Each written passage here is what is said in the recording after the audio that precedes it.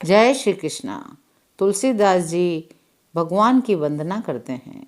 शांत, सनातन, अप्रमेय, निष्पाप, मोक्ष रूप, परम शांति देने वाले ब्रह्मा, शंभु और शेष जी से निरंतर सेवित, वेदांत के द्वारा जानने योग्य, सर्वव्यापक, देवताओं में सबसे बड़े, माया से मनुष्य रूप में दिखने वाले, समस्त पापों को हरने वाले, करुणा की खान, रघुकुल में श्रेष्ठ तथा राजाओं के शिरोमणि, राम कहलाने वाले जगदीश्वर की मैं वंदना करता हूँ।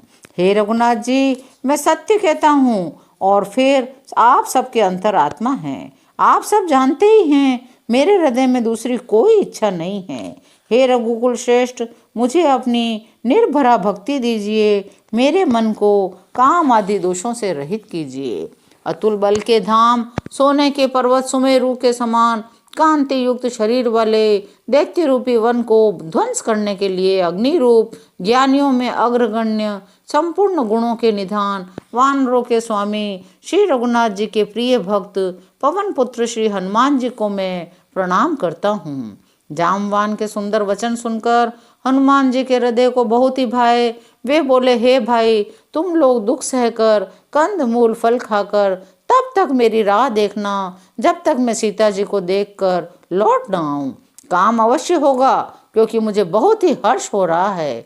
यह कहकर सबको मस्तक नवाकर हृदय में श्री रघुनाथ जी को धारण करके हनुमान जी हर्षित होकर चले। समुद्र के तीर पर एक सुंदर पर्वत था। हनुमान जी ने अनायास ही कूद कर उसके ऊपर जा चढ़े। बार बार रघुवीर का स्मरण करके अत्यंत बलवान हनुमान जी उस पर से बड़े वेग से उछले। जिस पर्वत पर हनुमान जी पैर रखकर चले वह तुरंत ही पाताल में धंस गया। जैसे श्री रघुनाथ जी का अमोघ बाण चलता है, उसी तरह हनुमान जी चले।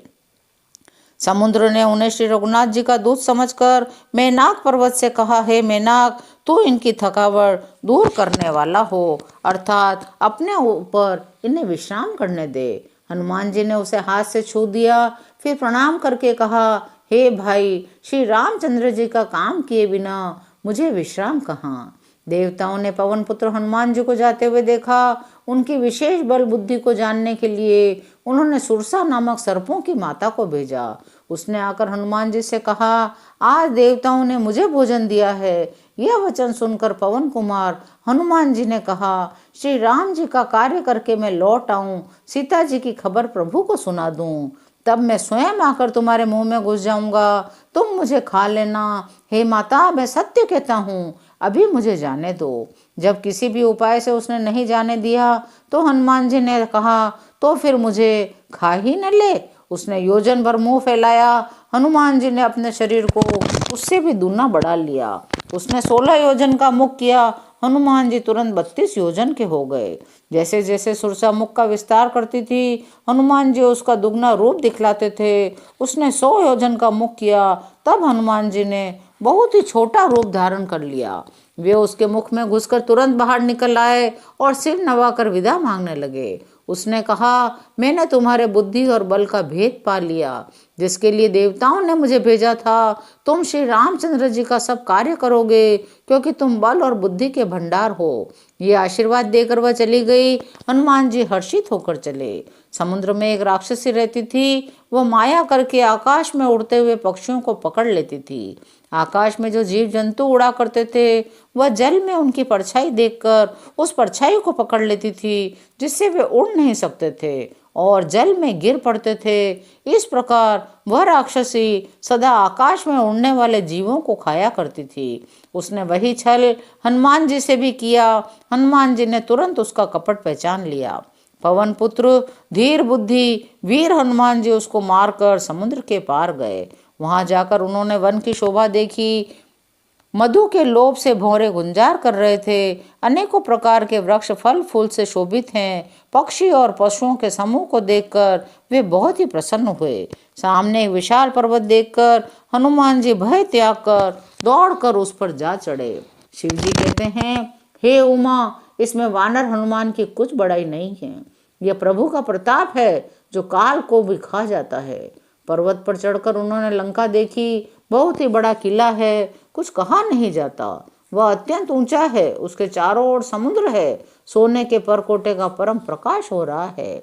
विचित्र मणियों से जड़ा हुआ सोने का परकोटा है। उसके अंदर बहुत से सुंदर सुंदर घर हैं, चौराहे, बाजार, सुंदर मार्ग और गलियां हैं।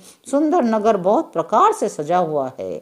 हाथी, घोड़े, खच्चरों के समूह, पैदल रथों के समूह को कौन गिन सकता है। अनेक रूपों के राक्षसों के दल है। उनकी अत्यंत बलवती सेना का वर्णन करते नहीं बनता। वन, बाग, उपवन, फुलवाड़ी, तालाब, कुएं, बावड़ियां सुशोभित है। मनुष्य, नाग, देवता और गंधर्वों की कन्याएं अपने सौंदर्य से मुनियों के भी मनों को मोह लेती हैं। कहीं पर्वत के समान विशाल शरीर वाले बड़े ही बलवान पहलवान गरज रहे हैं। वे अनेकों अखाड़ों में बहुत प्रकार से भिड़ते और एक दूसरे को ललकारते हैं। भयंकर शरीर वाले करोड़ों योद्धा यत्न करके नगर के चारों दिशाओं में रखवाली करते हैं। कहीं दुष्ट राक्षस भैंसों, मनुष्यों, गायों, गधों और बकरों को खा रहे हैं। तुलसीदास जी ने इनकी कथा इसलिए कुछ थोड़ी सी कही है, ये निश्चय ही श्री रामचंद्र जी के बाण रूपी तीर्थ में शरीरों को त्याग कर परम गति पावेंगे। नगर के बहुसंख्यक रखवालों को देखकर हनुमान जी ने मन में विचार किया, अत्यंत छोटा रूप धरूं और रात के समय नगर में प्रवेश करूं। हनुमान जी ने मच्छर के समान छोटा सा रूप धारण करके नर रूप से लीला करने वाले भगवान श्री रामचंद्र जी का स्मरण किया और लंका को चले। लंका के द्वार पर लंकिनी नाम की एक राक्षसी रहती थी। वह बोली, मुझसे बिना पूछे कहाँ चला जा रहा है? अरे मूर्ख, तूने मेरा भेद नहीं जाना? जहाँ तक जितने चोर हैं वे सब मेरे आहार हैं। महाकवि हनुमान जी ने उसे घुसा मारा, जिससे वह खून की उल्टी करती हुई पृथ्वी पर लुढ़क पड़ी।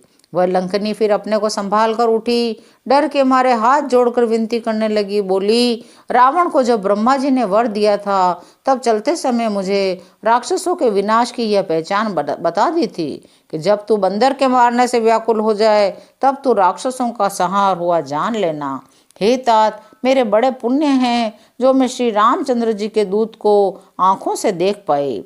हे तात, स्वर्ग और मोक्ष के सब सुखों को तराजू के एक पलड़े में रखा जाए तो भी वे सब मिलकर दूसरे पलड़े पर रखे हुए उस सुख के बराबर नहीं हो सकते जो क्षण मात्र के सत्संग से होता है। अयोध्यापुरी के राजा श्री रघुनाथ जी को हृदय में रखे हुए नगर में प्रवेश करके सब काम कीजिए। उसके लिए विष अमृत हो जाता है, शत्रु मित्रता करने लगते हैं, समुद्र गाय के खुर के बराबर हो जाता है, अग्नि में शीतलता आ जाती है। हे गरुड़ जी, सुमेरु पर्वत उसके लिए रज के समान हो जाता है, जिसे श्री रामचंद्र जी ने एक बार कृपा करके देख लिया। तब हनुमान जी ने बहुत ही छोटा रूप धारण किया, भगवान का स्मरण करके नगर में प्रवेश किया। उन्होंने एक एक महल की खोज की, असंख्य योद्धा देखे, रावण के महल में गए, वह अत्यंत विचित्र था। हनुमान जी ने रावण को शयन किए देखा, परंतु महल में जानकी जी नहीं दिखाई दी। एक सुंदर महल दिखाई दिया, उसमें भगवान का एक अलग मंदिर बना हुआ था। वह महल श्री राम जी के आयुध के चिन्हों से अंकित था। उसकी शोभा बहुत थी। वहाँ नवीन नवीन तुलसी के वृक्ष समूहों को देखकर कपिराज श्री हनुमान जी हर्षित हो गए। लंका तो राक्षसों के समूह का निवास स्थान है, यहाँ साधु पुरुष का निवास कहाँ? हनुमान जी मन में इस प्रकार तर्क करने लगे। उसी समय विभीषण जी जागे। उन्होंने विभीषण ने राम नाम का उच्चारण किया। हनुमान जी ने उन्हें सज्जन जाना, हृदय में अत्यंत हर्षित हुए। हनुमान जी ने विचार किया, इनसे हट करके अपनी ओर से ही परिचय करूंगा, क्योंकि साधु से कार्य की हानि नहीं होती, लाभ ही होता है। ब्राह्मण का रूप धरकर हनुमान जी ने उन्हें वचन सुनाए, पुकारा। सुनते ही विभीषण जी उठकर वहां आए, प्रणाम करके कुशल पूछी और कहा, हे ब्राह्मण देव, अपनी कथा समझा कर कहिए। क्या आप हरि भक्तों में से कोई हैं? क्योंकि आपको देखकर मेरे हृदय में अत्यंत प्रेम उमड़ रहा है। अथवा क्या आप दिनों से प्रेम करने वाले स्वयं श्री राम जी ही हैं, जो मुझे बड़भागी बनाने मेरे घर आए हैं? तब हनुमान जी ने श्री रामचंद्र जी की सारी कथा कहकर अपना नाम बताया। सुनते ही दोनों के शरीर पुलकित हो गए। श्री राम जी के गुण समूह का स्मरण करके दोनों के मन प्रेम में मग्न हो गए। विभीषण जी ने कहा, हे पवन पुत्र, मेरी रहनी सुनो। मैं यहाँ वैसे ही रहता हूँ जैसे दांतों के बीच में बेचारी जीभ। हे तात, मुझे अनाथ जानकर सूर्य कुल के नाथ श्री रामचंद्र जी क्या कभी मुझ पर कृपा करेंगे? आज की कथा यहीं विराम लेती है। शेष अगले अंकों में। जय श्री राम।